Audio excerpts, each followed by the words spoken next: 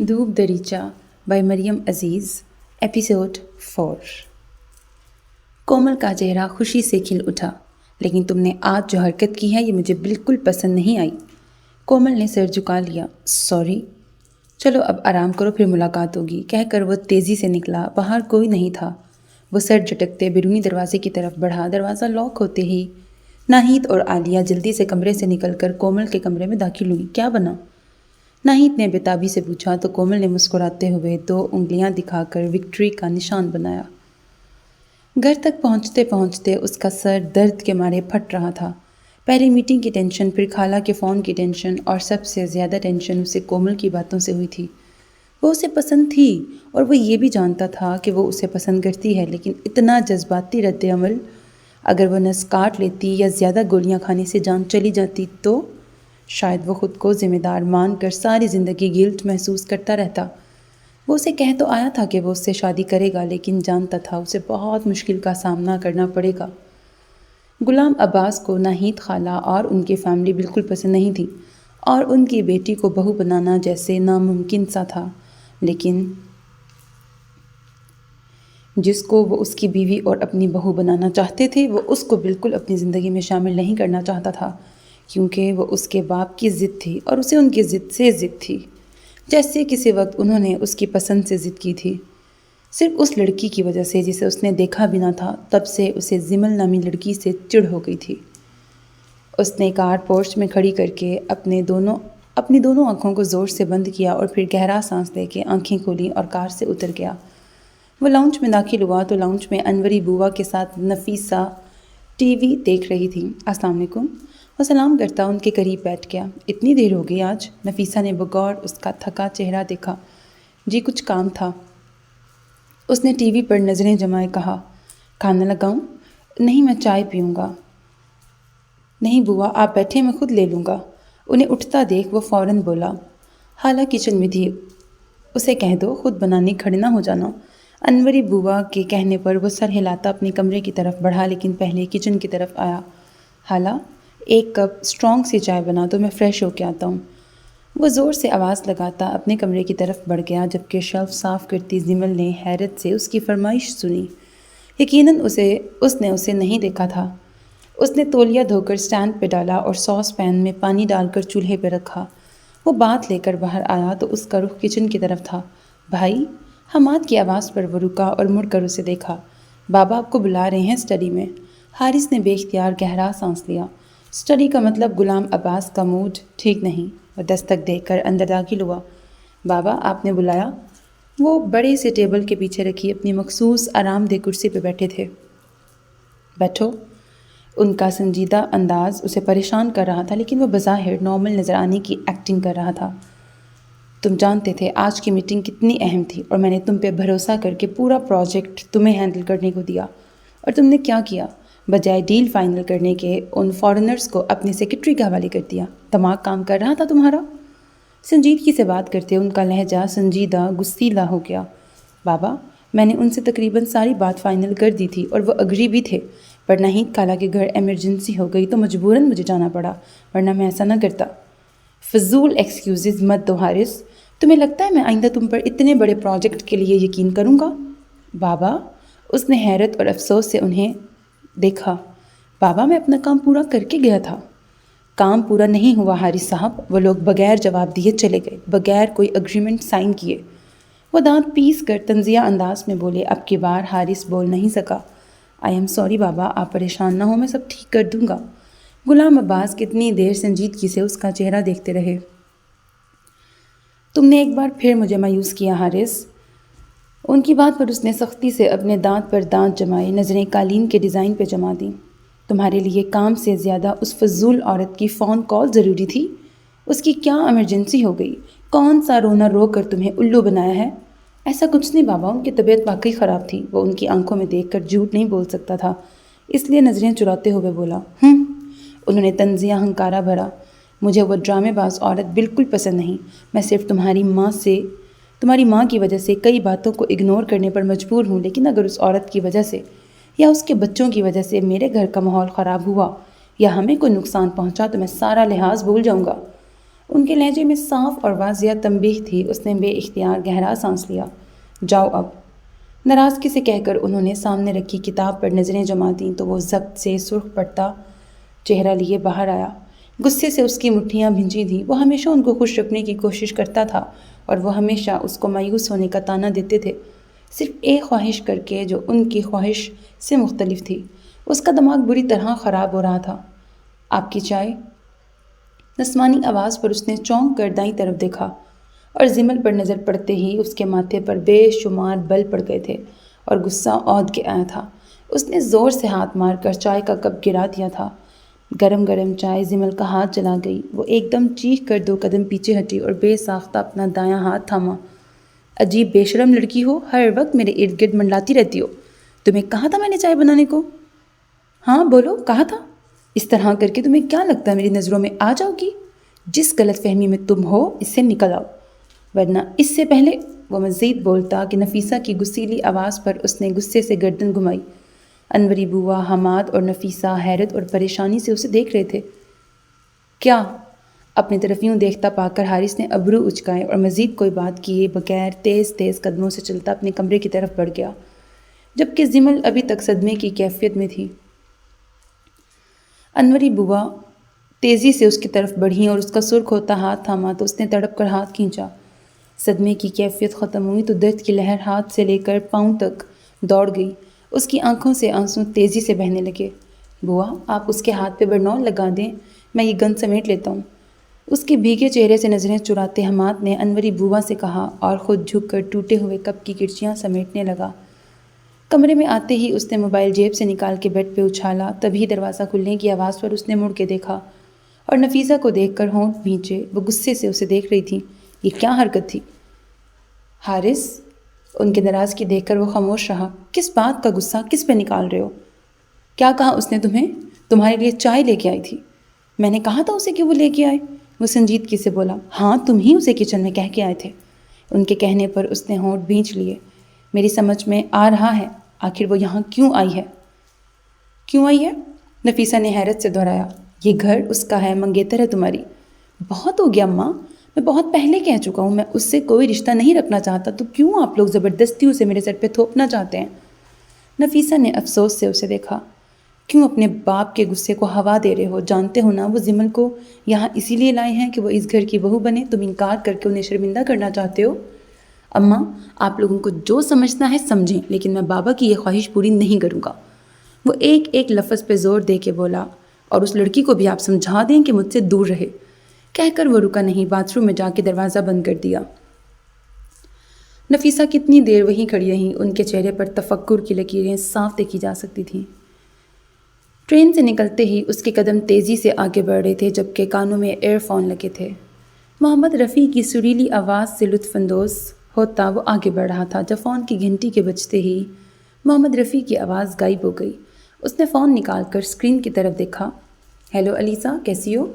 میں تو ٹھیک ہوں، تم کیسے ہو؟ میں بھی ٹھیک ہوں۔ چل رہے ہو؟ اس کی تیز ہوتی سانس سے اس نے اندازہ لگایا۔ ہاں۔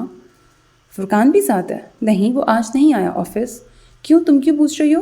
ویسے ہی جب تم اس کے ساتھ ہوتے ہو تو پھر تمہیں کوئی اور یاد نہیں آتا۔ اس کے کہنے پر ضامن نے افسوس سے سر ہلایا۔ فون کیسے کیا؟ کیا مطلب فون کیسے کیا؟ کیا میں تمہیں ہمیشہ کام کے لیے فون کرتی ہوں؟ میرا یہ مطلب نہیں تھا۔ مجھے تو آج تک تمہارے مطلب ہی سمجھ نہیں آئے۔ 2 دن سے ویٹ کر رہی ہوں تمہاری کال کا، لیکن انتظار ہی رہا۔ لگتا ہے تم ابھی بھی مجھ سے ناراض ہو۔ نہیں علیزہ، میں بزی تھا، آفس میں آج کل کام بہت زیادہ ہے، اس لیے میں فون نہیں کر سکا۔ ایٹ لیسٹ میسیج ہی کر دیتے۔ ہاں، میسیج کرنا چاہیے تھا پر بزی تھا، دھیان نہیں رہا۔ دوسری طرف خاموشی چھا گئی۔ علیزہ، اس کی مسلسل خاموشی پر اس نے اس کا نام لیا۔ اس کی رونے کی آواز سن کر اس نے ہونٹ بھینچ لیے۔ علیزہ، میں سچ کہہ رہا ہوں، میں واقعی بزی تھا۔ اگر تم اس طرح بیہیو کرو گی تو میں فون بند کر دوں گا۔ اوکے، اس کی بھاری آواز سنائی دی۔ آج ڈنر کریں؟ اب پھر تم ناراض ہو جاؤ گی جواب سن کے؟ تم منع کرنے والے ہو؟ وہ ناراضگی سے بولی۔ ہاں، کیونکہ 2 دن سے میں جلدی کام پہ جا رہا ہوں اور لیٹ آتا ہوں، تو آرام کرنے کا ٹائم نہیں ملا۔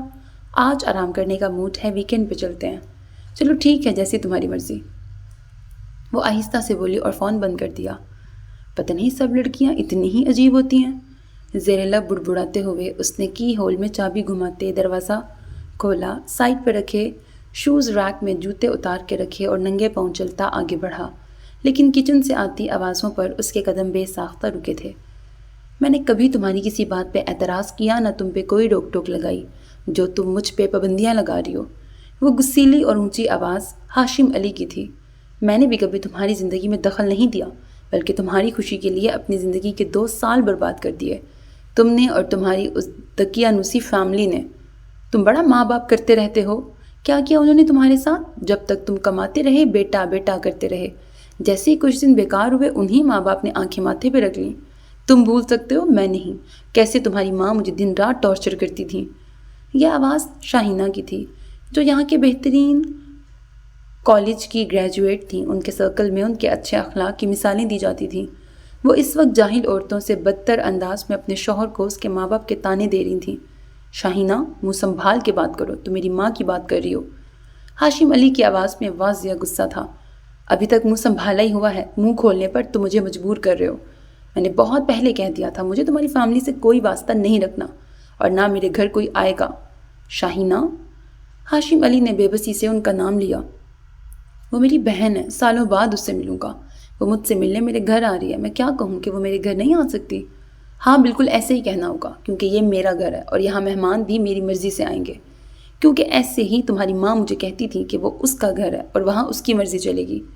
مر گئی ہے میری ماں شاہینہ، چھوڑ دو اب پرانی باتیں۔ وہ ضد ہو کے بولے۔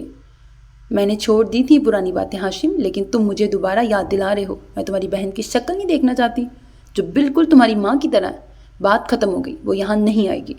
وہ آئے گی، وہ میری بہن ہے اور وہ اپنے بھائی کے گھر آ رہی ہے۔ ہاشم، اگر تم اسے یہاں لے کے آئے تو اپنی بے عزتی خود کرواؤ گے، کیونکہ میں تو اس کی خاطر مدارت کرنے سے رہی۔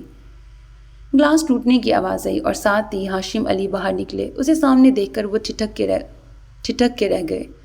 ان کا چہرہ اور آنکھیں بھی سرخ تھیں۔ وہ بنا کوئی بات کیے سیڑھیوں کی طرف بڑھ گئے۔ ضامن تیزی سے ان کے پیچھے آیا۔ ہاشم علی بیڈ پہ بیٹھے تھے اور انہوں نے سر دونوں ہاتھوں میں گرا رکھا تھا۔ ڈیڈی؟ وہ ایک دم جا کے گھٹنوں کے بل ان کے سامنے بیٹھ گیا اور زبردستی ان کے دونوں ہاتھ ہٹائے۔ وہ رو رہے تھے۔ ضامن کو جیسے دھچکا لگا، اس نے کبھی ان کو روتے نہیں دیکھا تھا۔ ڈیڈی؟ اس نے ایک دم انہیں اپنے بازوؤں کے گھیرے میں لے لیا۔ Daddy please! ان کو گلے لگا کے وہ روحان سا ہو رہا تھا۔ تمہاری ماں چاہتی ہے میں اپنی بہن کو یہاں نہ لے کے آؤں۔ وہ اس سے الگ ہوتے بولے۔ وہ خاموشی سے انہیں دیکھنے لگا۔ تمہاری ماں کی خوشی اور اس گھر کے سکون کے لیے میں نے پاکستان جانا چھوڑ دیا۔ اب میری بہن آ رہی ہے، میں کیا اسے آنے سے منع کر دوں؟ کتنا اس کا دل دکھے گا۔ پتہ نہیں اس کی پھپھو کا دل دکھے گا یا نہیں، پر اس کے باپ کا دل دکھ گیا تھا اور ان کو ایسے دیکھ کر اس کا خون کھول رہا تھا۔ میری پھپھو آ رہی ہیں، وہ ہم سے ملنا چاہتی ہیں، تو ایسا ہی ہوگا۔ ڈیڈی، آپ کو پریشان ہونے کی ضرورت نہیں۔ اس کے مضبوط لہجے پر ہاشم علی نے نظریں اٹھا کے اسے دیکھا۔ تمہاری ماں بہت ضدی ہے، وہ نہیں مانے گی۔ اگر وہ ضدی ہیں تو میں بھی ان کا بیٹا ہوں، بے فکر رہیں۔ وہ مسکرا کے بولا۔ اور پلیز ڈیڈی، آئندہ میں آپ کو ایسے کمزور اور بے بس نہ دیکھوں۔ ابھی آپ کا بیٹا زندہ ہے۔ وہ ان کا ماتھا چوم کر بولا اور تیز تیز قدموں سے چلتا نیچے اترا۔ اس کا رخ کچن کی طرف تھا، جہاں اس کی ماں اب اپنی کسی بہن کو اپنا کارنامہ سنا رہی تھی۔ وہ خاموشی سے وہاں جا کے کھڑا ہو گیا اور ان کا انتظار کرنے لگا۔ اسے کھڑا دیکھ شاہینہ نے فون بند کر دیا۔ ہنی، کچھ چاہیے تھا؟ آپ نے ڈیڈی سے کہا کہ پھپھو یہاں نہیں آ سکتی؟ اس کے سنجیدہ انداز پر شاہینہ نے چونک کر پھر ناگواری سے اسے دیکھا۔ لگا دی تمہارے باپ نے شکایت؟ انہوں نے کچھ نہیں کہا، خود اپنے کانوں سے سنا ہے جو بھی آپ نے ڈیڈی سے کہا۔ میں نے جو بھی کہا تمہارے ڈیڈی سے کہا، کچھ غلط نہیں کہا۔ تمہارے ڈیڈی کو اچھی طرح پتہ ہے کہ اس کے گھر والوں نے میرے ساتھ کیسا سلوک کیا تھا۔ میری نفرت بلا وجہ نہیں۔ وہ سب پرانی باتیں ہیں ماما، ان باتوں کی وجہ سے آپ ڈیڈی کو ہرٹ کرنا بند کر دیں۔ میں فیصلہ کر چکی ہوں، وہ عورت یہاں نہیں آئے گی، وہ نخوت سے بولی۔ تو پھر آپ بھی سن لیں ماما، آج کے بعد آپ کی بہنیں بھی یہاں نہیں آئیں گی۔ شاہینہ حیرت کے مارے ساکت ہوئی۔ کیا کہا تم نے؟ تم ہوتے کون ہو منع کرنے والے؟ یہ میرا گھر ہے۔ جس طرح یہ آپ کا گھر ہے بالکل ویسے ہی یہ میرا اور ڈیڈی کا بھی گھر ہے۔ اگر ڈیڈی کی بہن نہیں آ سکتی تو پھر آپ کی بھی نہیں آئیں گی، اور یہ میرا آخری فیصلہ ہے۔ اور اگر وہ یہاں آئیں تو آپ جانتی ہیں میں کیا کروں گا۔ ہنی؟ اب کہ ان کی آواز رند گئی۔ تم اپنی ماں کو دھمکی دے رہے ہو اس غیر عورت کے لیے؟ میں دھمکی نہیں دے رہا، صرف اسی انداز میں بات کر رہا ہوں جیسے آپ نے ڈیڈی سے بات کی۔ دوسرا، وہ غیر عورت نہیں، میرے باپ کی بہن ہے، جس طرح آپ کی بہنیں ہیں۔ اگر اس کے باوجود آپ نے کوئی تماشا کیا تو میں ڈیڈی کے ساتھ کہیں اور شفٹ ہو جاؤں گا۔ کہہ کر وہ رکا نہیں، جن قدموں سے آیا تھا انہی قدموں سے باہر نکل گیا۔ خیریت، مجھے اتنی ایمرجنسی میں یہاں کیوں بلایا؟ فرقان جب اس کے پاس پہنچا اس کا سانس پھول رہا تھا جیسے بھاگ کے آیا ہو۔ مجھے بھوک لگی ہے۔ اس کے کہنے پر فرقان نے اس کی طرف ایسے دیکھا جیسے اس کا دماغ چل گیا ہو۔ اتنی سی بات تو مجھے فون پہ بھی بتا سکتے تھے۔ اس نے افسوس سے سر ہلایا۔ اب بتاؤ ہوا کیا؟ کافی کا مگ اس کے سامنے رکھتے فرقان نے بغور اس کی سنجیدہ شکل دیکھی تو ضامن نے گہرا سانس لیتے ہوئے اسے سارا قصہ سنا دیا۔ وہ تو ٹھیک ہے ضامن، لیکن تمہیں آنٹی سے اتنی روٹلی بات نہیں کرنی چاہیے تھی۔ ہاں، اس نے افسوس سے سر پہ ہاتھ پھیرا، لیکن ڈیڈی کو میں ایسے نہیں دیکھ سکتا، اس نے کہہ کر کافی کا گھونٹ لیا۔ تبھی اس کا فون بجا۔ ماما کالنگ آ رہا تھا۔ اس نے فون بند کر دیا۔ فرقان نے ایک نظر اس کے ناراض چہرے کو دیکھا۔ چلو کچھ عرصہ کہیں دور چلتے ہیں، ویسے بھی کافی دیر ہو گئی ہے ہمیں کہیں گئے ہوئے۔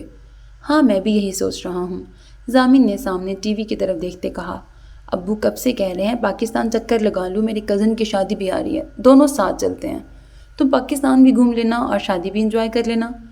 اچھا دیکھتے ہیں، وہ بیزاری سے بولا۔ تبھی اس کا فون دوبارہ بجا۔ اب کی بار ڈیڈی کالنگ تھا۔ جی ڈیڈی، اس نے جلدی سے فون آن کیا۔ جی ڈیڈی میں ٹھیک ہوں، آپ پریشان نہ ہوں، میں فرقان کی طرف ہوں، بس کافی ختم کر کے نکل رہا ہوں۔ اس نے جلدی 2 گھونٹ میں کافی ختم کی اور کھڑا ہو گیا۔ وہ کلاس سے نکلی تو بہت خوش تھی کیونکہ اس کی اسائنمنٹ اس دفعہ سب سے اچھی تھی، اور سر نے جن پوائنٹس کی سب سے زیادہ تعریف کی تھی وہ سب پوائنٹس ثاقب کے بتائے ہوئے تھے۔ ان 5 نے ایک گروپ میں رہ کر اپنی اپنی اسائنمنٹ بنائی تھی اور اسے پورا یقین تھا کہ ثاقب کی اسائنمنٹ اس سے زیادہ اچھی تھی، اس لیے آج بھی وہ کلاس میں سر کے بتانے تک کنفیوز تھی۔ آپ یہاں اکیلی بیٹھی ہیں؟ وہ اپنے خیالوں میں اتنی مگن تھی کہ اسے ثاقب کے آنے کا پتہ ہی نہیں چلا۔ فائزہ میرے ساتھ تھی، کیفیٹیریا گئی ہے۔ اچھا، وہ سر ہلاتا اس سے کچھ فاصلے پہ بیٹھ گیا۔ حالہ نے کنکھیوں سے اس کی طرف دیکھا جو اب اپنا موبائل نکالے اس پر کچھ دیکھ رہا تھا۔ جب سے سر نے انہیں ایک گروپ میں شامل کیا تھا تب سے حالہ کو ثاقب کو جیسے جاننے کا موقع ملا تھا اور اسے اندازہ ہوا تھا وہ ایک ڈیسنٹ اور فرینڈلی پرسن ہے۔ وہ ثاقب معین عبید سے بے تکلف اب بھی نہیں تھی، لیکن اس کے ساتھ ہونے سے اسے انکمفرٹیبل محسوس نہیں ہوتا تھا۔ مجھے آپ کو تھینکس کہنا تھا۔ حالہ کے کہنے پر ثاقب نے چونک کر اسے دیکھا۔ اور وہ کیوں؟ آپ نے اسائنمنٹ بنانے میں میری بہت مدد کی۔ مائی پلیجر۔ وہ سر جھکا کے مسکرایا۔ تبھی معین اور عبید آ کر گرنے کے انداز میں اس کے قریب بیٹھے تھے۔ ہم تمہیں کلاس میں ڈھونڈ رہے تھے اور تم یہاں بیٹھے ہو؟ معین نے غصے سے اسے دیکھا۔ میں نے تمہیں بتایا تھا کہ میں کیفیٹیریا جا رہا ہوں۔ میرے بھائی، آپ کی اطلاع کے لیے عرض ہے، کیفیٹیریا ادھر ہے۔ معین نے مخالف سمت اشارہ کیا۔ مجھے پتہ ہے کیفیٹیریا ادھر ہے۔ ثانیہ میرے ساتھ تھی، اس نے کہا میں جاؤں، وہ میرے لیے برگر لے کے یہاں آ جائے گی۔ اوہ تو یہ بات ہے، ورنہ میں سمجھا حالہ سے ہار کر تمہیں ذہنی صدمہ ہوا ہے۔ عبید نے شوخی سے اسے دیکھا۔ مجھے اپنی ہار کا بالکل افسوس نہیں، بلکہ بعض دفعہ کسی کی جیت اپنی جیت سے زیادہ اچھی لگتی ہے۔ ثاقب کے کہنے پر عبید ایک دم کھانسنے لگا تھا، جبکہ حالہ نے جو سب کو مسکرا کر سن رہی تھی ایک دم سٹپٹا کر ثاقب کی طرف دیکھا۔ عشق نے نکما کر دیا غالب، ورنہ ہم بھی بندے کام کے تھے۔ معین نے شعر کا بیڑا غرق کیا تو ثاقب نے جاندار قہقہہ لگایا، جبکہ حالہ نے بے چینی سے پہلو بدلا۔ ان تینوں کے درمیان یہ معنی خیز گفتگو سے پریشان کر رہی تھی۔ اس سے پہلے وہ اٹھتی ثانیہ اور فائزہ کے آنے پر اس نے دل میں شکر ادا کیا۔ یار میں تو اس روٹین سے اتنی بور ہو گئی ہوں، کوئی انٹرٹینمنٹ ہونی چاہیے۔ فائزہ کے کہنے پر ثانیہ اور معین نے اس کی بھرپور تائیدگی دی۔ میں سوچ رہا ہوں منگنی ہی کروا لوں، زندگی میں کچھ رنگ تو آئے گا۔ عبید کے کہنے پر ثانیہ نے بدمزہ ہو کر اسے دیکھا۔ اور جو درجنوں گرل فرینڈ کے نام پر کیمپس میں موجود لڑکیوں نے تمہاری زندگی میں رنگ بھرا ہوا ہے، وہ کم ہے کیا؟ ثانیہ کے جلے بھنے انداز پر وہ قہقہہ لگا کے ہنس پڑا۔ مجھے کچھ جلنے کی بو آ رہی ہے۔ اس نے شرارت سے ثانیہ کی طرف دیکھا جس نے ناک چڑھائی۔ جلتی ہے میری جوتی؟ تمہاری ہے تو لازمی بات ہے وہ بھی جلتی ہوگی، بس کرو خدا کا واسطہ ہے۔ اس سے پہلے ثانیہ مزید کچھ بولتی، فائزہ نے اس کے آگے ہاتھ جوڑے۔ ویسے میں بھی سوچ رہی تھی ہم میں سے کوئی منگنی شدہ نہیں۔ فائزہ کے کہنے پر ثاقب نے معین کی طرف اشارہ کیا تو سب کی حیران نظریں اس کی طرف مڑی۔ गद्दार मीसने, कैसे मासूम बन के तुम हमारे बीच बैठे हो? उबैद ने ज़ोरदार मुक्का उसके कंधे पर रसीद किया। मंगनी की है, तुम्हारे राज नहीं किसी लड़की को दे आया जो तुम मुझे गद्दार कह रहे हो? मोइन को यह इल्ज़ाम बुरा लगा था। गद्दार नहीं तो बताया क्यों नहीं? सानिया ने तफ्तीशी अंदाज इख्तियार किया। कभी तुम लोगों ने पूछा ही नहीं और ना इस टॉपिक पे बात हुई तो बस इसलिए। फिर तो आज पूछ लेना चाहिए, ये ना हो हम में से कोई शादीशुदा या फिर निकाहशुदा निकल आए। हाला से शुरू करते हैं। तो बताओ हाला, तुम्हारी मंगनी या निकाह तो नहीं हुआ? सानिया के पूछने पर साकिब ने बेसाख्ता उसकी तरफ देखा तो उसने मुस्कुरा कर सरनफी में हिलाया। फ़ाइज़ा, मैं अकेली और आज़ाद हूँ, वो हाथ उठा के बोली, और मैं तो शिद्दत से उस दिन का इंतज़ार कर रहा हूँ जब मेरी मंगनी होगी। उबैद हसरत से बोला। और साकिब तुम बताओ? उबैद ने अबरू उचका के उसे देखा। अभी तक तो नहीं, वो मुस्कुरा के बोला। वैसे मोइन, तुम्हारी मंगनी अरेंज है या पसंद की? फ़ाइज़ा ने अब इश्तियाक से मोइन को देखा। मिक्स है। हिना मेरी कज़न है, मुझे पसंद थी, अम्मी अब्बू से बात की तो वो मान गए। वाह कितने लकी हो, कोई जालिम समाज नहीं। फ़ाइज़ा ने जैसे रश्क किया। और साकिब तुम तो यकीनन लव मैरिज करोगे? सानिया के पूछने पर मोइन कहकहा लगा के हंस पड़ा। तुम्हारा तुक्का गलत लगा सानिया, ये पक्का अरेंज मैरिज करेगा क्योंकि ये मामाज बॉय है। सब ने शरारती नज़रों से उसे देखा जिसने संजीदगी से मोइन को देखा था। तुम्हें क्यों लगा मैं अरेंज मैरिज करूँगा? क्योंकि तुम हर काम तो आंटी की मर्ज़ी से करते हो, चाहे वो कपड़े हों, गाड़ी हो, मोबाइल हो। हत्ता कि यहाँ आने का फ़ैसला भी उन्हीं का था। मोइन ने उसका मजाक उड़ाया।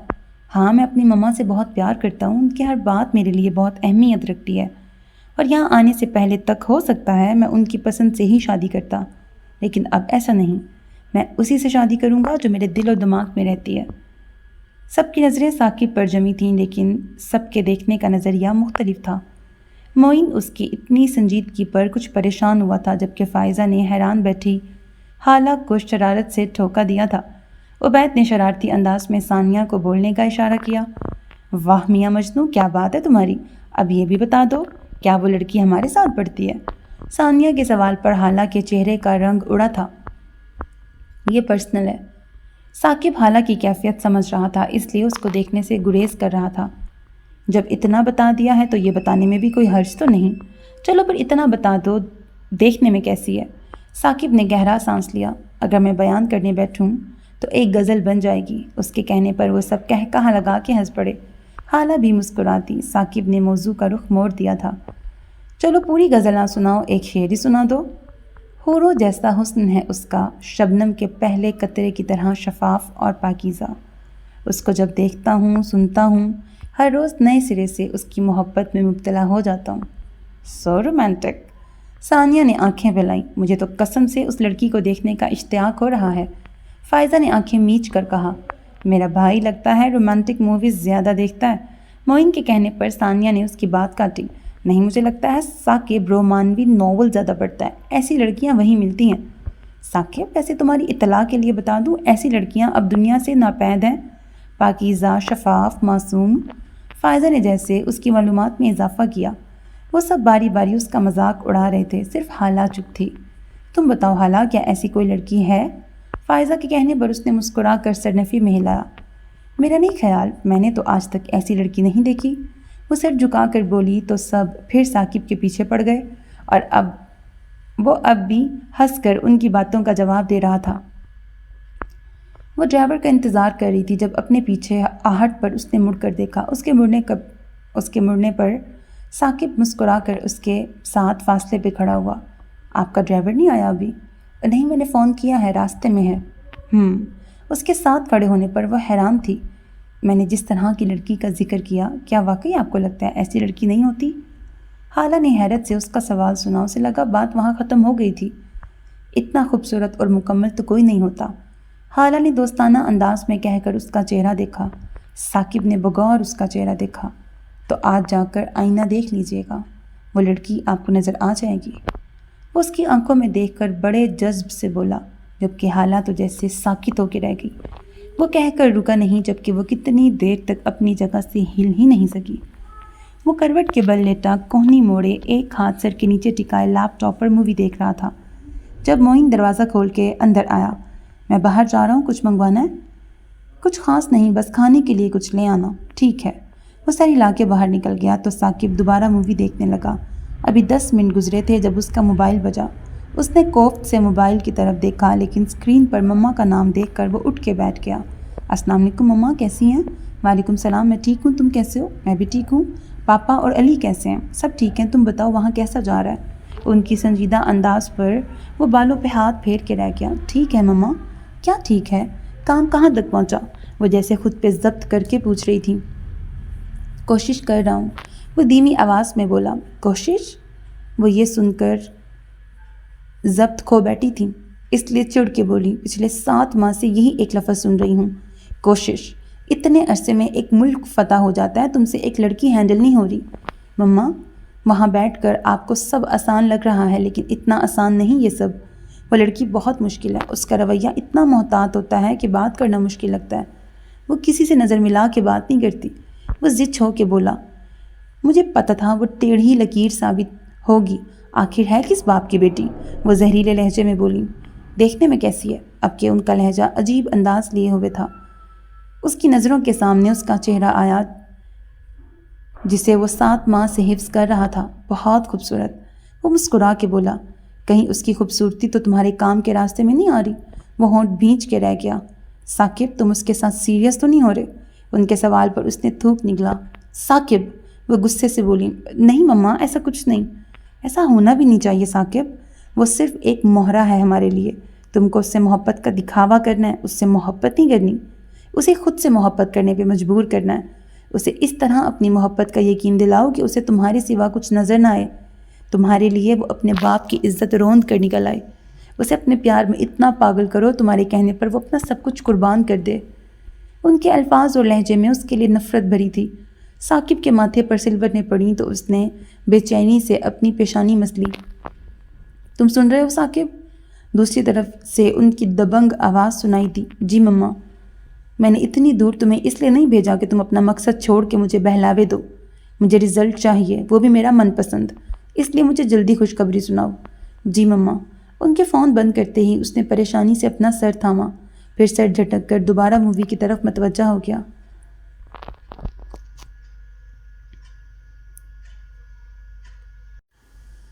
حالانکہ چھوٹی چھوٹی خواہشات تھیں، لیکن وہ یہ ساری خواہشات اپنے محرم سے چاہتی تھی۔ اس نے اپنے سارے جذبات، اپنی محبت اپنے شوہر کے لیے سنبھال کے رکھی تھی۔ وہ جانتی تھی اسے محبت کرنے کی اجازت نہیں، اس لیے اس نے ہمیشہ احتیاط ہی کی تھی، کیونکہ اس کی ایک غلطی نہ صرف اس پر بلکہ اس کے خاندان کی دوسری لڑکیوں کے لیے تعلیم کے دروازے بند کر سکتی تھی۔ لیکن اب اسے لگ رہا تھا اس کا خول ٹٹک رہا ہے۔ ثاقب کی اتنی توجہ اور پسندیدگی اسے اچھی لگنے لگی تھی۔ وہ اچھا تھا، لیکن اس کے باوجود وہ اپنی پسندیدگی اس پہ ظاہر نہیں کرنا چاہتی تھی۔ وہ اس پر تو کیا، خود سے بھی یہ بات چھپانا چاہتی تھی۔ حالہ، انوری بوا کی آواز پر وہ چونکی اور مڑ کر پیچھے دیکھا۔ دھیان کہاں ہے تمہارا؟ کب سے آواز دے رہی ہوں۔ سوری بوا، میرا دھیان کل کے لیکچر کی طرف تھا۔ یہ موئی پڑھائی کو بھوت کی طرح تم نے سر پہ سوار کر لیا ہے۔ انوری بوا کے کہنے پر اس نے سر جھٹکتے خود کو کوسا۔ دیکھو چاولوں کا حال سارے نرم پڑ گئے ہیں۔ ان کے کہنے پر اس نے افسوس سے چاولوں کا ملغوبہ دیکھا۔ تم یہ پکوڑے دیکھو، میں دیکھتی ہوں ان چاولوں کو کچھ ہوتا ہے یا نئے پکانے پڑیں گے۔ وہ افسوس کرتی کڑاہی کی طرف بڑھی۔ بوا، چائے تیار ہو گئی؟ حماد تیز تیز بولتا اندر داخل ہوا۔ ارے لڑکے، کیا ہر وقت ہوا کے گھوڑے پہ سوار رہتے ہو؟ بوا کے 2 ہاتھ ہیں، 6 نہیں، بن رہی ہے تمہاری چائے؟ بوا، میرے سب دوست انتظار کر رہے ہیں۔ وہ کان کو جاتے ہوئے بولا، یہ تمہاری بہن کی وجہ سے دیر ہوئی ہے، سارے چاول خراب کر دیے۔ انوری بوا کے کہنے پر حالہ نے منہ بسورا۔ یہ تو ہے ہی نکمی، زمل کدھر ہے؟ اسے بلا لیتی، خواہ ہی آگے ہی بچی کا ہاتھ جلا ہوا ہے۔ حالہ نے چونک کر انہیں دیکھا۔ کب جلا زمل کا ہاتھ؟ اس کے کہنے پر انوری بوا اور حماد نے خشمگی نظروں سے اسے گھورا۔ پتہ نہیں آج کل کن خیالوں میں رہتی ہو، گھر میں کیا ہو رہا ہے کچھ ہوش ہی نہیں۔ حماد کے طنزیہ لہجے پر اس نے گھبرا کر نظریں چرائیں، پھر سنبھل کے بولی، اب بتانا پسند کرو گے یا بوجھو بوجھو کھیلنا ہے؟ تمہارے بھائی کا کارنامہ ہے، انوری بوا ناراضگی سے بولی تو حالہ نے بے چینی سے حماد کی طرف دیکھا۔ ایسے آنکھیں پھاڑ کے مجھے مت دیکھو، تمہارے بڑے بھائی کا کارنامہ ہے۔ حارث بھائی؟ اس نے بے یقینی سے نام لیا۔ پر کیوں؟ دماغ خراب ہو گیا ہے، باپ نے ڈانٹا تو اس بات کا سارا غصہ اس بیچاری پہ نکال دیا۔ بوا نے افسوس سے سر ہلاتے کڑاہی سے پکوڑے نکال کر ڈش میں ڈالے۔ نہیں بوا، بات اس دن کی نہیں، بھائی کو میں نے اکثر زمل کے ساتھ روڈ بات کرتے ہی دیکھا ہے۔ حماد کا انداز سنجیدہ تھا، پتہ نہیں اس لڑکے کے دماغ میں چل کیا رہا ہے۔ بوا نے ٹرالی میں پکوڑے اور چاٹ اور کیک کی پلیٹیں سیٹ کر کے چائے کے لیے کپ نکالے۔ ویسے زمل ٹھیک ہے، کیا کچھ کہہ رہی تھی؟ حالہ کا لہجہ پریشان تھا۔ اس نے کیا کہنا ہے، معصوم بچی ہے، رو دھو کے چپ کر گئی تھی۔ انوری بوا سر جھٹک کے بولی، وہ معصوم ضرور ہے بوا، لیکن بہت حساس اور سمجھدار بھی ہے۔ حماد کا انداز سنجیدہ تھا۔ میں دیکھتی ہوں اسے۔ حالہ آگے بڑھی، جاؤ اس کے پاس، لیکن اس بارے میں کوئی بات نہ کرنا۔ باہر نکلنے سے پہلے اس نے انوری بوا کی آواز سنی تو گہرا سانس لے کے سر ہلاتی باہر نکل گئی، جبکہ حماد بھی ٹرالی گھسیٹتا ڈرائنگ روم کی طرف بڑھ گیا۔ اس کا فون بار بار وائبریٹ ہو رہا تھا، جسے وہ کب سے اگنور کر رہا تھا۔ اس کا دھیان اپنے لیپ ٹاپ کی اسکرین پر تھا، تبھی ٹیبل پہ پڑا اس کا آفس فون بجا تو اس نے ہاتھ بڑھا کر ریسیور اٹھا لیا۔ کہاں بزی ہو؟ دوسری طرف فہد تھا۔ کچھ نہیں، کچھ میلز کرنے والی تھیں، وہ کر رہا تھا۔ مشی خالہ تمہیں کب سے فون کر رہی ہیں، اٹھا کیوں نہیں رہے؟ فہد کے کہنے پر اس نے ہونٹ بھینچ کر اپنا موبائل اٹھایا۔ مشی خالہ کے علاوہ پنکی خالہ کی بھی بے شمار کالز تھیں۔ وہ آفس کے سامنے والی کافی شاپ میں تمہارا ویٹ کر رہی ہیں۔ اس نے گھڑی کی طرف دیکھا، لنچ بریک ہو چکا تھا۔ تم آ رہے ہو؟ ضامن نے لیپ ٹاپ بند کرتے ہوئے پوچھا۔ تم چلو، میں تھوڑی دیر میں آ رہا ہوں۔ فہد کے جواب پر اس نے گہرا سانس لے کے اپنا کوٹ اٹھایا اور پہنتے ہوئے قدم لفٹ کی طرف بڑھائے۔ کافی شاپ میں داخل ہوتے ہی اس نے متلاشی نظریں چاروں طرف دوڑائیں تو دائیں طرف تیسری ٹیبل پہ مشی خالہ تھیں۔ وہ ان کے سامنے جا کے بیٹھ گیا۔ خیریت تھی؟ ہاں خیریت ہی تھی، بس تم سے ملنے آئی تھی۔ وہ سنجیدگی سے انہیں دیکھ رہا تھا۔ یعنی تم واقعی اتنے بے خبر ہو؟ شام گھر پہ مل سکتے تھے؟ ہاں مل سکتے تھے، لیکن مجھے تم سے اکیلے میں بات کرنی ہے۔ ایسی کون سی بات تھی جس کے لیے آپ کو میرے آفس آورز میں آنا پڑا؟ انہوں نے افسوس سے اسے دیکھا۔ تم جانتے ہو تمہاری ماں تمہیں کتنا پیار کرتی ہے، اس کے باوجود 2 دن سے اسے اگنور کر رہے ہو۔ ماں سے ناراض ہونے سے پہلے سن تو لیتے کہ بات کیا تھی۔ خالہ، ماما نے آپ کو کون سی کہانی سنائی ہے؟ لیکن جو بھی انہوں نے کہا وہ میں نے اپنے کانوں سے سنا ہے، تو کسی غلط فہمی کی گنجائش نہیں رہتی۔ اور جہاں تک پیار کی بات ہے تو میں بھی ان سے پیار کرتا ہوں اور بہت کرتا ہوں، لیکن میں ڈیڈی سے بھی اتنا ہی پیار کرتا ہوں۔ ڈیڈی ہمیشہ ان کی ہر خواہش کا احترام کرتے ہیں، حتیٰ کہ ان سے جڑے رشتوں کو بھی اتنی عزت دیتے ہیں۔ تو کیا ماما کا فرض نہیں ہے کہ وہ بھی ڈیڈی کے رشتوں کی رسپیکٹ کریں؟ لیکن انہوں نے ڈیڈی سے اتنی بری طرح بات کی کہ ان کی آنکھوں میں آنسو آ گئے تھے۔ آپ سوچیں وہ کتنا ہیلپ لیس فیل کر رہے ہوں گے، اور میرے ہوتے ہوئے کوئی میرے ڈیڈی سے ایسے بات نہیں کر سکتا، چاہے وہ میری سگی ماں ہی کیوں نہ ہو۔ مشی نے بغور سنجیدہ چہرہ دیکھا اور 2 ٹوک انداز سنا۔ وہ اس وقت بہت الگ نظر آ رہا تھا۔ عام حالات میں وہ دھیمے مزاج کا ہنسمکھ لڑکا تھا، جو ہر بات کو مذاق میں لے کے ٹال جاتا تھا، لیکن جب کوئی بات اسے ہرٹ کرتی تو پھر وہ ضد پہ اڑ جاتا، جیسے ابھی وہ ضد پہ اڑ چکا تھا۔ مشی نے گہرا سانس لیا۔ مجھے پتہ ہے شہینہ تھوڑی جذباتی ہے، لیکن تم تو سمجھدار ہو۔ مجھے نہیں لگتا ہاشم بھائی نے اتنا برا نہیں مانا ہوگا جتنا تم مائنڈ کر گئے ہو۔ ضامن نے اس بات کا کوئی جواب نہیں دیا۔ میں نے شہینہ کو سمجھا دیا ہے، وہ کچھ نہیں کرے گی، تم بھی اپنا غصہ ختم کرو۔ یہ بات جو آپ نے انہیں سمجھائی ہے، کیا ان کو خود اس بات کی سمجھ نہیں ہونی چاہیے؟ بس کرو ہنی اس بات کو، اور کتنا لمبا کھینچو گے؟ شہینہ کہہ تو رہی ہے کہ وہ کچھ نہیں کرے گی۔ اب کے مشی ناراضگی سے بولی، بہت احسان ہے ان کا۔ وہ طنزیہ انداز میں ہنکارا بھر کے بولا، اب جا کے ماں سے صلح کر لینا، اور اب اگر تمہاری اجازت ہو تو ہم تمہارے گھر آ سکتے ہیں اپنی بہن سے ملنے۔ ضامن جو اٹھ رہا تھا مشی کے طنزیہ انداز پہ رک کر انہیں دیکھنے لگا۔ شاہینہ نے کہا کہ تمہیں اعتراض ہے کہ ہم ہر دوسرے دن تمہارے گھر کیوں آ جاتے ہیں؟ مشی کے جتانے والے انداز پر ضامن نے افسوس سے سر ہلایا۔ آپ خود دیکھ لیں ماما بات کو کس طرح ٹویسٹ کر کے اگلے بندے کو طیش میں مبتلا کر دیتی ہیں۔ وہ پھپھو کے آنے پہ اعتراض کر رہی تھی تو میں نے بھی غصے سے کہہ دیا کہ ڈیڈی کی بہن نہیں آ سکتی تو آپ کی بہنیں بھی نہیں آ سکتی۔ وہ ٹھیک ہے ہنی جو تم نے کہا، لیکن ہم نے تمہیں پالا ہے، ہم وہاں شہینہ کے لیے نہیں تمہاری محبت میں آتے ہیں۔ اگر تمہیں برا لگتا ہے تو نہیں آئیں گے۔ مشی کی بھاری ہوتی آواز پر ضامن نے بے ساختہ اپنے ہونٹ بھینچے اور 2 قدموں کا فاصلہ طے کر کے مشی کے پاس آتے انہیں گلے لگا لیا۔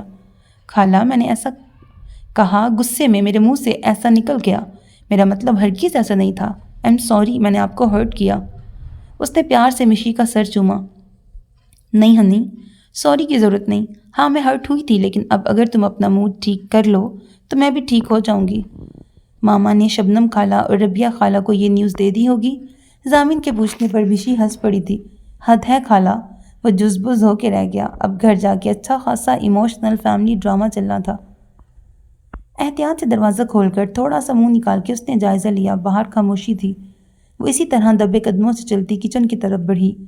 خالی کچن دیکھ کر اس نے بے ساختہ گہرا سانس لیا.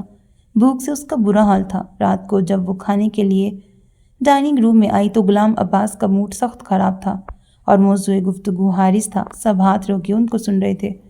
وہ الٹے قدموں واپس لوٹ گئی. تھوڑی دیر بعد وہ کھانے کے لیے باہر آئی تو ٹی وی لاؤنج میں حارث اپنے لیپ ٹاپ پہ کام کر رہا تھا. وہ پھر واپس پلٹ آئی.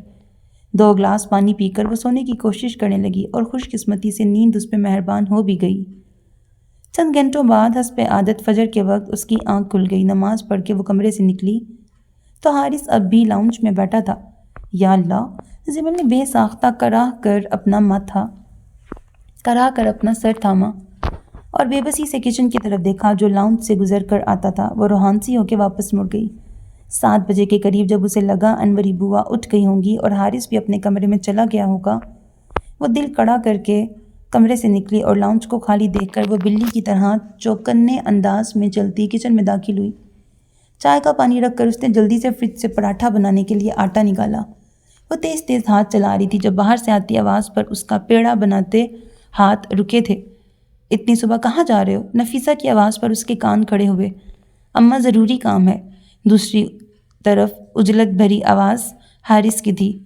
ناشتہ تو کر لو بیٹا. کل بھی تم نے ناشتہ نہیں کیا. رات بھی کھانا نہیں کھایا. اب بھی بھوکے جا رہے ہو؟ ان کی آواز میں اس کے لیے پریشانی تھی. اماں جلدی ہے. مجھے کسی سے ملنا ہے. میٹنگ ختم ہوتے ہی کھا لوں گا. آپ فکر نہ کریں. بچہ نہیں ہوں. دروازہ کھلنے کی آواز پر اس نے کب سے رکا سانس بحال کیا اور جلدی سے پراٹھا توے پہ ڈالا. ارے زمل اتنی جلدی اٹھ گئی تم؟ اسے چولہے کے آگے کھڑے دیکھ کر نفیسہ حیران ہوئی تھی. تائی امی آنکھ جلدی کھل گئی اور بھوک بھی لگ رہی تھی تو سوچا ناشتہ بنا لوں. وہ ہونٹ چباتے شرمندگی سے بولی. ارے کوئی بات نہیں بیٹا. تمہارا اپنا گھر ہے. جو مرضی بناؤ. میں تو ویسے ہی پوچھ رہی تھی. اس کا خفت زدہ چہرہ دیکھ کر وہ جلدی سے بولی. آپ کے لیے بھی پراٹھا بنا دوں؟ نہیں بیٹا. میں تو حارث کی وجہ سے جلدی اٹھی تھی لیکن وہ ناشتہ کیے بغیر چلا گیا. تمہارے بابا اور حارث دونوں ہی ایک جیسے ضدی ہیں. کوئی بات ان کے مزاج کے خلاف ہو جائے تو ہر چیز سے ناراض ہو جاتے ہیں اور کھانا تو سب سے پہلے آتا ہے. کتنی دفعہ کہا ہے اللہ ناراض ہوتا ہے ایسی ناشکری سے. وہ خفگی سے بولی. زمل نے چائے کپ میں نکالی اور پراٹھے والی پلیٹ اٹھا کر نفیسہ بیگم کے پاس ڈائننگ ٹیبل پہ بیٹھ گئی. اسے بہت بھوک لگی تھی اس لیے بیٹھتے ہی کھانا شروع کر دیا. تمہارے بابا تو کبھی خوش ہوتے ہی نہیں. ہر وقت حارث سے انہیں کوئی نہ کوئی شکایت رہتی ہے.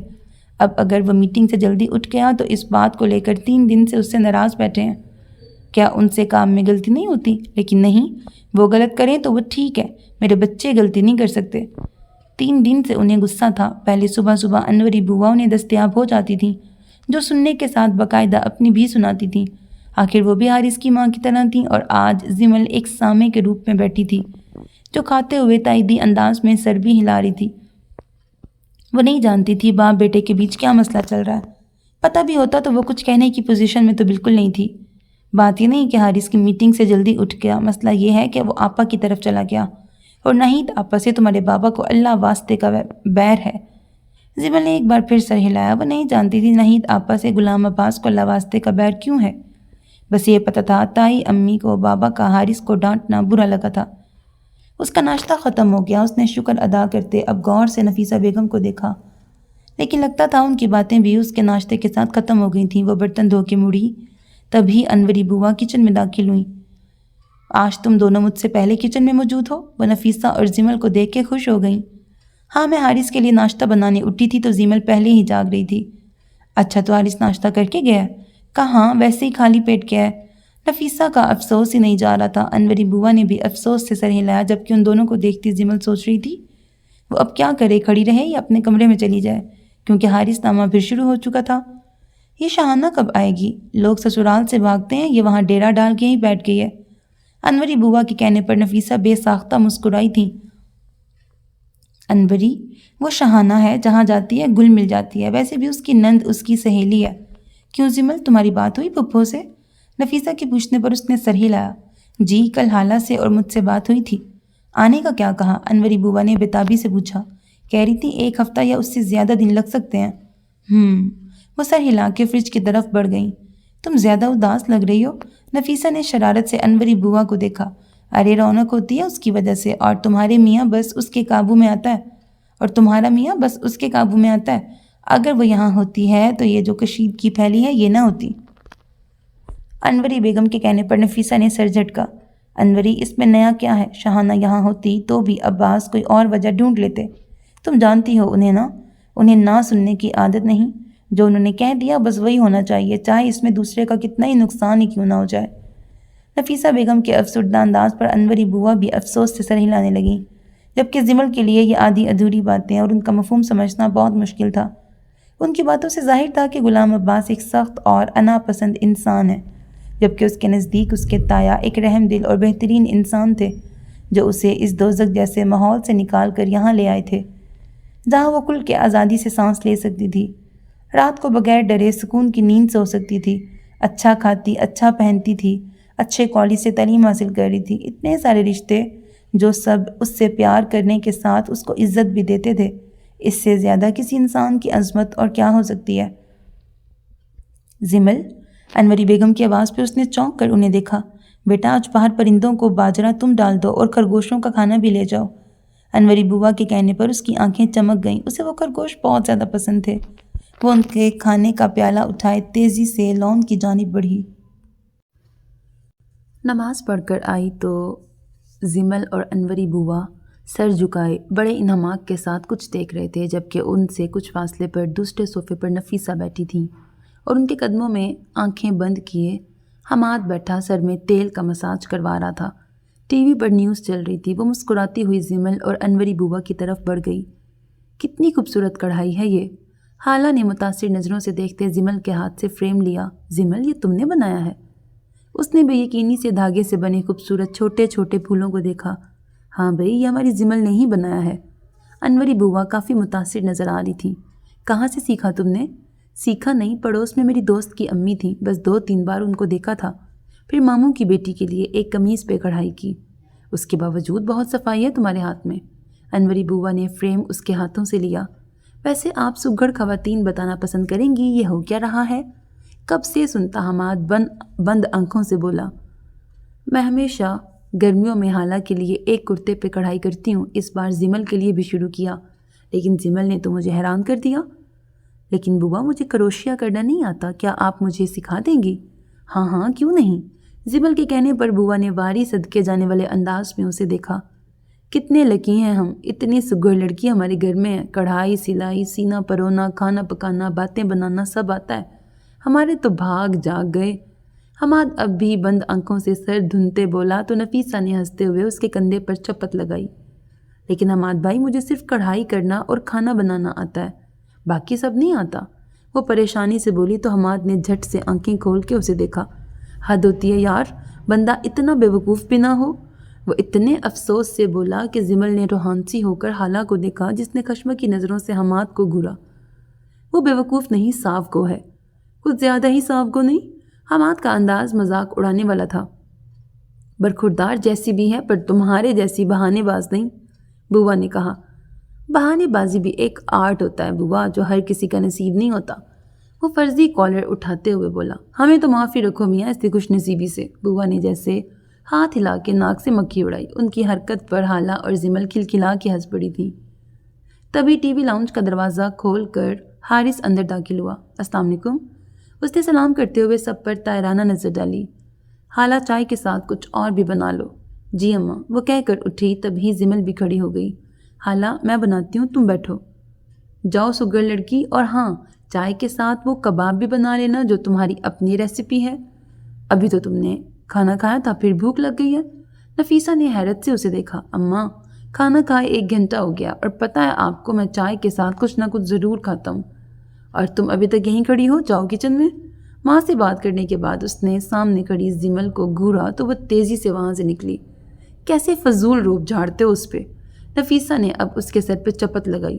فضول تو نہیں ڈانٹتا، اپنا سمجھ کے فرمائش کرتا ہوں، اور اسٹوڈنٹ ہے میری، وہ بھی نکمی، اتنا دماغ لگا کے سمجھانا پڑتا ہے، اس کے بدلے اگر میرا تھوڑا کام کر دیتی ہے تو حرج کیا ہے؟ حرج یہ ہے میاں کہ وہ یہاں نہیں ہے. تمہاری مذاق کی عادت نہیں جانتی. اسے یہ نہیں لگنا چاہیے کہ تمہارا گھر ہے تو وہ تمہارا کام کرنے کے لیے مجبور ہے. نفیسہ کے کہنے پر اس نے بے یقینی سے انہیں دیکھا. اماں آپ مجھے ایسا سمجھتی ہیں؟ میں اسے. اس سے پہلے وہ بات پوری کرتا حارث اندر داخل ہوا تو وہ خاموشی سے اٹھ کر کچن کی طرف بڑھ گیا. میں لا رہی تھی. اسے آتا دیکھ خالہ جلدی سے بولی. زمل میں اگر تم سے کوئی کام کہتا ہوں تو تمہیں برا لگتا ہے؟ اس کے سنجیدہ انداز پر زمل کے ساتھ خالہ نے بھی حیرت سے اس کا سنجیدہ چہرہ دیکھا. نہیں حماد بھائی آپ کو ایسا کیوں لگا؟ اماں کو لگتا ہے میں فضول میں تم پہ روب جماتا ہوں. اب کہ وہ منہ پھلا کے بولا تو خالہ سر جھٹکتے مسکرا دی. نہیں مجھے اچھا لگتا ہے اپنے بھائی کے لیے کچھ بھی کرنا. واہ لڑکی دل خوش کر دیا. اب اسی خوشی میں تمہیں منہ مانگا انعام دوں گا. مانگو لڑکی کیا چاہتی ہو؟ وہ میں سوچ کے بتاؤں گی. وہ سوچنے والے انداز میں بولی. تب ہی غلام عباس کی آواز پر وہ تینوں حیران ہوئے تھے. یہ عالم پناہ اتنی جلدی کیسے آ گئے؟ لگتا ہے پھر دربار سجنے والا ہے اور مجرم یقیناً حارث بھائی ہوں گے. حماد کی پیش گوئی پر حالہ جلدی سے دروازے کی طرف بڑھی جبکہ زمل پریشانی سے وہیں کھڑی رہی. وہ جو ڈرتے ڈرتے ڈائننگ روم میں داخل ہوئی تھی کہ پتہ نہیں آج کون سی عدالت لگے گی، لیکن کچھ دیر بعد وہ ڈر زائل ہو گیا. ڈائننگ روم کا ماحول کافی خوشگوار سا تھا. دونوں باپ بیٹا جو 3 دن سے تنے ہوئے چہروں کے ساتھ کھانے کی میز پہ موجود ہوتے تھے وہ نہ صرف آج خوشگوار موڈ کے ساتھ باتیں کر رہے تھے بلکہ مسکرا بھی رہے تھے. زمل بظاہر اپنی پلیٹ پہ جھکی تھی لیکن دھیان ساتھ بیٹھی حالہ اور سامنے بیٹھے حماد کی طرف تھا جو نہ جانے اشاروں میں کیا بات کر رہے تھے. وہ ہمیشہ کچھ لوگوں میں بیٹھ کے اشارے سے ایک دوسرے سے نہ صرف بات کر لیتے تھے بلکہ ایک دوسرے کے اشارے سمجھ بھی جاتے تھے جبکہ وہ اشاروں کی زبان سے بالکل نابلد تھی، لیکن اسے امید تھی وہ جلد سیکھ جائے گی.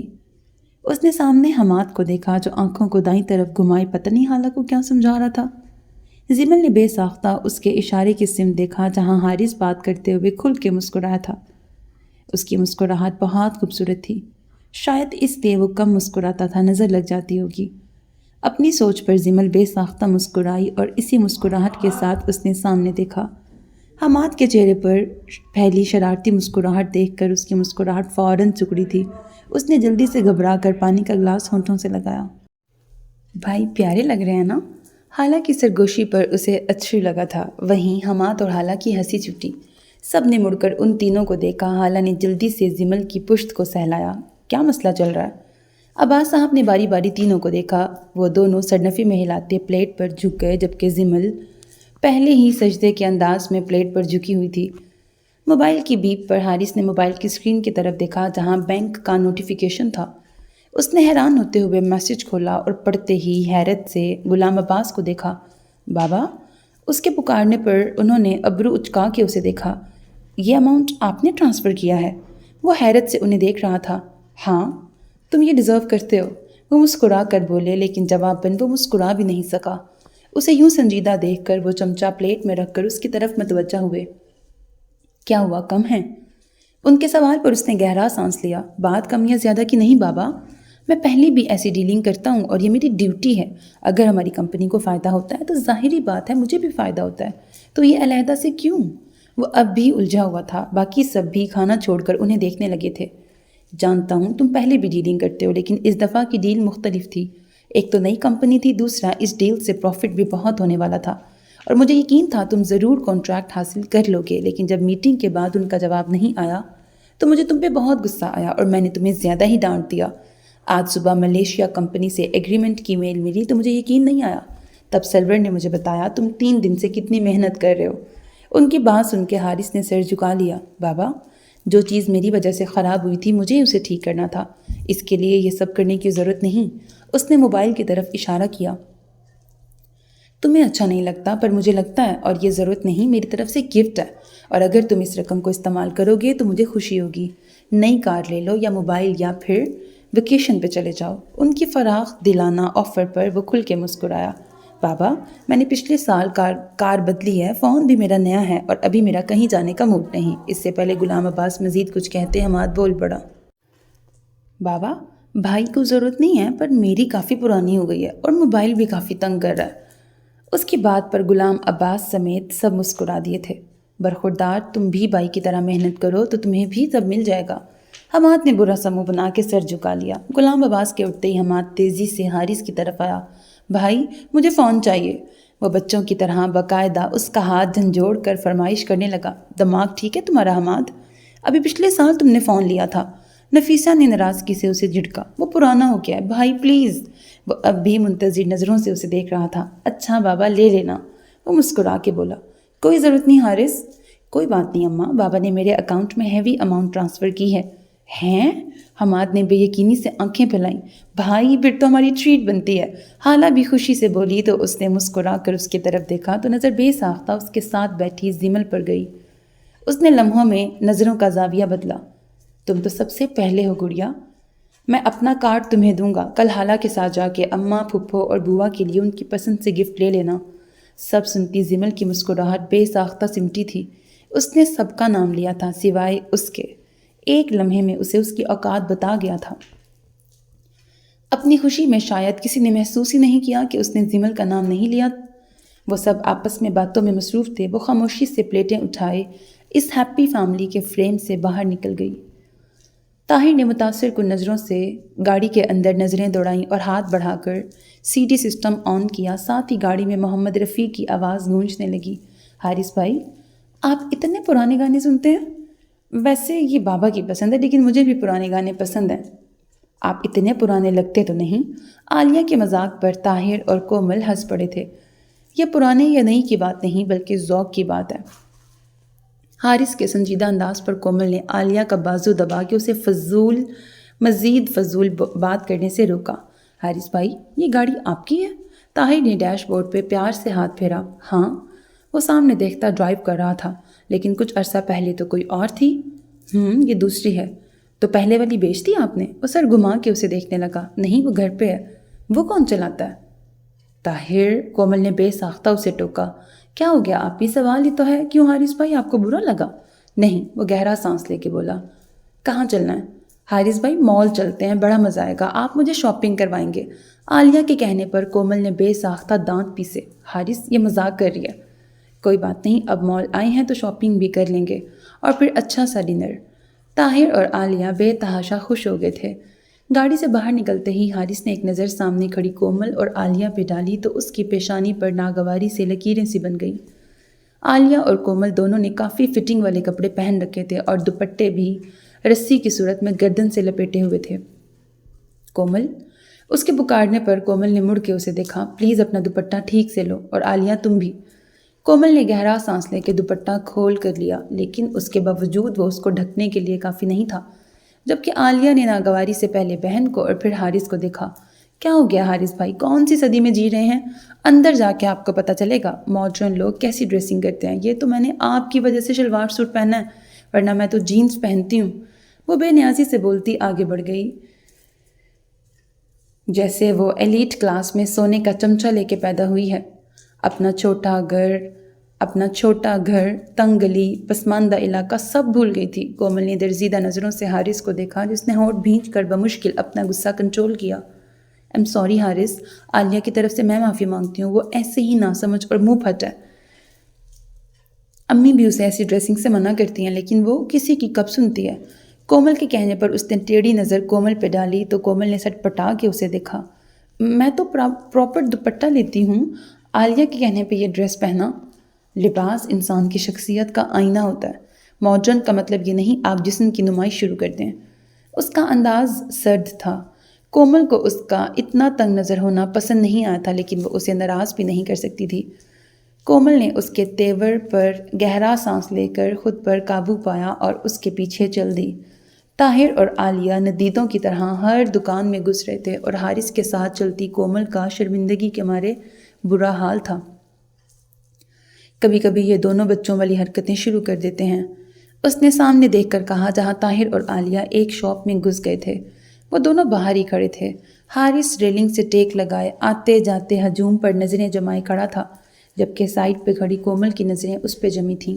کتنا شاندار شخص تھا اور عنقریب اس کا ہونے والا تھا۔